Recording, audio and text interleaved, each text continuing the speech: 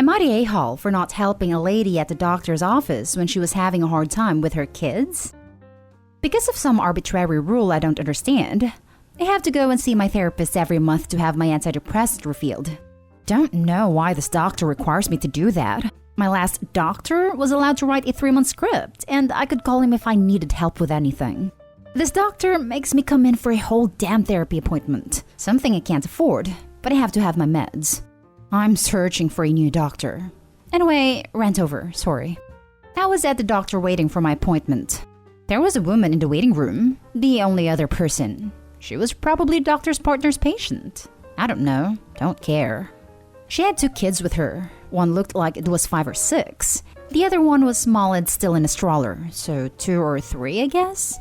The bigger kid was playing on an iPad, and I guess the battery died or his game stopped working. Something happened and the kid started throwing a fit, screaming and flinging his arms around. I was using my own device with headphone, but I had them turned down so I could hear when the receptionist called my name for me to go back, and I could hear the whole tantrum. Couple minutes into the kid throwing a fit, the little one started throwing one too. Not sure why. I guess the older screaming made it angry? I don't know kids. I don't understand why they do things. Don't like them, don't want them, never held a baby, never want to. I tried to ignore them, but they were loud as hell. I could hear the older screaming, "She has an iPad, she has an iPad," over and over again, pointing at me.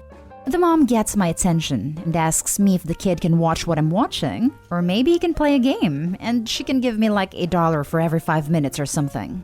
I declined. Number 1, I don't let anyone touch my devices. And number 2, I don't believe in rewarding bad behavior. The kid was screaming and acting like a fool. You don't give a kid a cookie when he throws his dinner on the wall. He'll just keep doing it. The mom starts begging me, saying that she can't calm the little one down if the older one is screaming. And could I just help her out? I declined again, because the whole kid thing, I just can't with kids. They set me off. Frankly, kids give me anxiety. They always seem sticky and dirty and loud. The mom called me some choice names and ended up taking the kids outside. I got called back to my appointment like 5 minutes later and didn't see them when I got back out. The receptionist told me the lady had to leave because she couldn't get them to calm down. And the way she told me this kind of made me feel like she was trying to make me feel bad about it. It isn't my job to babysit someone else's kids in public. You should plan for this stuff when you take kids places, in my opinion. I paid my bill and went home. Was I an a-hole because I wouldn't hang out with this kid? Now for the top comments. Hello, stranger. Can my child use your expensive technology? Not an a-hole. And you already know Mommy Dearest wouldn't pay for repairs when the kid whipped it into the wall and shattered it. He didn't mean to. As if we only get the consequences we intend. Not an a-hole. She's totally entitled to assume you'd hand over an expensive iPad, or any device for that matter, over to a screaming kid. On top of that, if it was accidentally dropped or had juice spilled and it was ruined, I seriously doubt she'd be paying to repair/replace it. She'd probably cite some lame excuse of kids being kids. You should have watched it better/know better. On top of that all, we are still in a worldwide pandemic. She doesn't know you, where you've been, who you've associated with, just as you know nothing about them. It would be pretty sucky to end up sick because some booger kid and his entitled mom demanded use of your device. I'd be surprised if the waiting room didn't have outlets. Did she forgot a charger? Asking if OP had a charger they could borrow would be far more reasonable. And still acceptable to refuse since one might not get it back. Not an a-hole. I feel bad for the lady, but yeah, you can't be expected to trust a random out-of-control screaming kid with your iPad. While your inner dialogue through the ordeal was not the kindest, a little empathy will serve you well in life. I do agree that you don't give in to a screaming kid. That just empowers the kid to do it more, do it louder, and they get what they want. Clearly, this mom had not set a lot of boundaries for the kid to escalate the situation so bad. So while she's not the a-hole entirely, she sure had made some lazy parenting choices to put her in this situation. The first instinct should not have been to ask a stranger to use the iPad. Her first instinct should be to have the kid occupy themselves, and if the tantrum started, apply appropriate redirection and discipline. Yeah, I know I need to work on my empathy. I'm having a hard time right now loving myself, let alone strangers. The isolation hasn't been good for me. The next story is titled, Am I the a-hole for walking out on dinner when friends ask me to leave? My group of friends made a reservation for dinner at a popular restaurant for 6 people. But when we got to the restaurant, one of my friends, let's call her Person A, brought along her boyfriend without advance notice to any of us, hence making the total number of people 7. We all know her boyfriend well and are pretty chill with him, so we thought to ask the restaurant if 7 guests is possible. Unfortunately, the restaurant was unable to accommodate 7 people as our reservation was stated for 6 people. This was also understandable as the restaurant was a popular one and packed during that night, so fair enough. At this point, Person A, who is kind of the leader of our friend group, turns to me and says, "Okay, I think you should leave so that we'll have 6 people." I was flabbergasted and shocked when I heard that. My other friends kept silent, and no one really spoke, so there was this awkward silence. I almost wanted to propose that perhaps we could have gone to a different restaurant down the street instead that could accommodate 7 people, for example. But I felt a surge of emotions and called her a heartless witch. My friends all looked at me in horror, and Person A clearly looked shocked as well. The next day, my friend, let's call her Person B, texted me and said that I overreacted and was an a-hole for calling Person A witch in public. I was confused by this as I thought that I wasn't a-hole in this situation. But maybe I was. I'm not sure. Am I the a-hole? Edit. Someone in the comments raised a valid point. The rest of my friends were couples, aka 3 couples in the group, and I'm the only single person in the group. Person A's boyfriend said he couldn't make it when we made a reservation long ago, but he suddenly showed up at the restaurant last minute. Maybe me being the only single person in the group made me instantly the odd one out. Now for the comments. Not the a-hole. You need new friends. Good friends don't ask you to leave so that an unexpected and unannounced +1 can take your place at the table. I know, right? If these were my ex-friends, they would be just that. Ex-friends. Shocking that your most supportive people who aren't your family just turned on you like that. They're not your friends, honey. I can't believe someone would do that. It really disgusts me. Not the a-hole. I feel like the 7th person should bow out in this situation. 100%. I've been in this exact situation with my ex and her friends.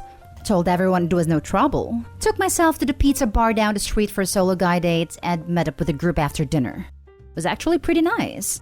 These are some cold-blooded women to just stand there in silence after a random attack like that. Pretending OP's completely understandable reaction and accurate characterization was somehow worse, just confirms it. Not the a-hole. Your language was harsh but honest. I think I would have done the same. If anyone were to leave, it should have been the boyfriend who was not invited. Or you could have just all gone to a different restaurant. Ejecting you from the party was a straight mean girl move. And they did it so fast too. Update. This thread is now locked and I wanted to give some sense of closure and update. Thank you to all for your insights and comments. I shared this thread with my friends, and they told me off and scolded me for actually sharing this in a public community. However, one of the couples, who I'm closest to in the group, reached out privately to me over text and told me that they felt bad and apologized for not speaking up. But that's it, I've had enough and will walk away. To emulate the example of Michael Jordan in The Last Dance, I would say, okay, you want to ask me to leave? Okay, fine, no problem. That's all I needed. I took it personal from then on. Now for the next story. Am I the a-hole for feeling this way? I wasn't invited to one of my best friend's engagement party. Me, Bob, and Rocky have been best friends since we were kids. We talk almost every day and have had a group chat that's just the 3 of us for almost a decade. Bob recently announced he was getting married, and I felt excited to have a close friend that's getting hitched. Yesterday was Bob's engagement party, and I wasn't invited. My sister openly asked why I wasn't there, and the only thing I could come up with was, I don't know. The venue is Rocky's house, a place I have been to thousands of times. Every single one of our mutual friends was there, and it was clear they were having a blast from all the story posts on social media. I definitely felt upset. After all, these are 2 of my best friends, and clearly they had vital roles in this event. I said, wow, clearly me and Bob aren't friends, and left our chat. Sometime after the party was over, they added me back and Rocky said, X person made the invite list. Bob said he didn't want to argue and claimed he wasn't really in charge of this party either. I can understand those excuses for a generic party, but when it's one of your best friends getting engaged? I felt like those were the two worst possible things they could have said to me when one of them was hosting the function at his house, and the other was the literal star of the show. I said, "It's never you guys," and left our chat again. This isn't the first time something like this has happened, but it's definitely the worst time.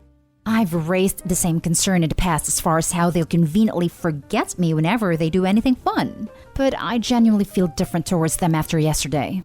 Bob's engagement was a big event in my eyes, and all of his close friends were there except me. I feel like a ghost. I'm not sure if I have the right to be upset or if I'm overreacting. Not at A-Hall. What the hell kind of friends are those? Did they really expect you to believe that whoever made a guest list would be mad if they invite one of their best friends? I'm sorry, but I feel like you need new friends. The whole situation sucks. What the hell kind of friends are those? In case this is a real story, in my opinion, this happens when the friendship is not mutual. Opie thinks they are best friends, but his friend may only see him as acquaintances. This is the usual case. But in this case, it's a bit much that they're in an active group chat with 3 people for decades. Most group chats fall apart after a few weeks if people aren't active. So I can understand why Opie thought they were all besties. But yes, these are not his friends. I have an active daily group chat, 4 people, which included someone I thought was a good friend, who decided to just tell me she actually didn't like me for reasons she wouldn't explain. Some people are just shitty. It hurts, and it will take time to feel better. But Opie is better off spending his time with people who aren't awful to him. Not at A-Hall. You're not overreacting. They left you out, either on purpose or by accident, and neither excuse their behavior. Even if it was unintentional, that just shows they didn't care enough to think, is Opie invited? These people are not your friends. Not at A-Hall. So then who was in charge of the party? And why did Bob not step in? If you're such a best friend to these people, why did no one notice who was clearly missing? These people are Rahals.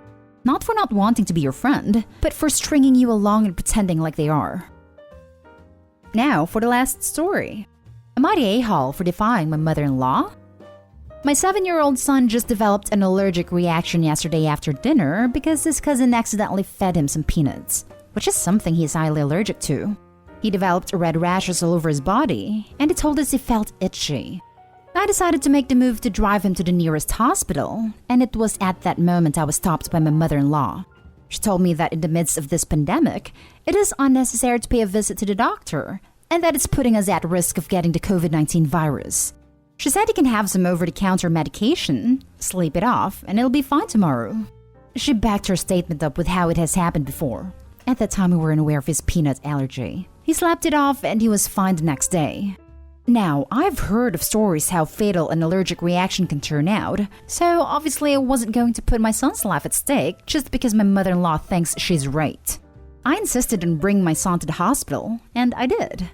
At the hospital, my husband started sending me a chain of messages asking me why I humiliated his mother by not listening to her, that she sounded logical, and I was just being overly paranoid over an allergic reaction.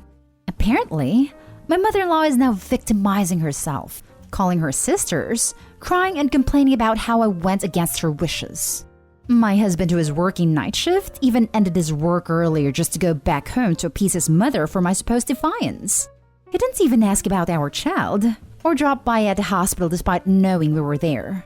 The reason why I'm starting to doubt my stance is because at the hospital, the pediatrician assured me that it's just a common allergic reaction, that it wasn't anything endangering.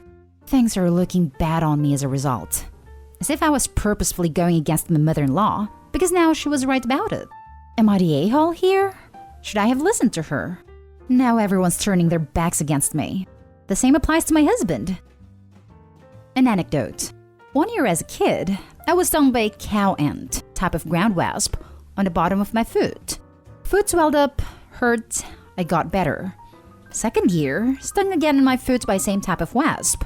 Leg swelled to my knee, hurt like hell, I got better. Third time it happened, again, stung on the bottom of my foot, my leg very quickly swelled up to my bum, and my mom took me to urgent care. I was told next time to go directly to the hospital. Unsure why I wasn't prescribed an EpiPen, lol. Maybe it was just unavailable for my poor family and our lack of insurance. That next time, anaphylactic reaction may happen, and that I should avoid wasps of any kind now. The point, allergies can accelerate even with minimal exposure to the allergen, in a scary way. Your mother-in-law knowing this has happened before without telling you makes me very concerned for the next time it will happen. She's not concerned about the child's reaction, but her own saving of face. Not at a-hole, mother-in-law needs to get a firm grip. Maybe a pair of shoes would have been useful to you during your yearly ritual of stomping on cow ants. 100% not at a-hole. Allergic reactions, especially when they develop into full-blown anaphylaxis, can lead to a very serious situation very quickly. Your mother-in-law sounds like a classic abusive narcissist, so good on you for not reinforcing her behavior. I'd have a sit down with your husband as well, and talk about why he didn't even ask about how his son was. I'm assuming you told him and that he didn't just hear it from your mother-in-law who may have spun the story. If you told him how bad it was, then you do need a serious chat about his priorities. Her grandkid dying is less of a problem than being ignored, of course. Imagine the horror of having a daughter-in-law that puts the health of a child over your feelings. Pfft, the lady should read up on allergies. Not at a-hole. Go to an allergy doctor and have your kid officially evaluated. Maybe this time an EpiPen would be good to have handy too. Your whole family is a little too blasé about your kid. Imagine the surprised pick at your face on your mother-in-law's face if your kid's throat swelled up and your kid suffocated. And peanuts? They should be banned from the house, in any form, for the foreseeable forever. The whole "this happened before, but we didn't tell you, it's no big deal" thing makes the fact the child has been fed peanuts again very concerning. Agree with your judgment and advice.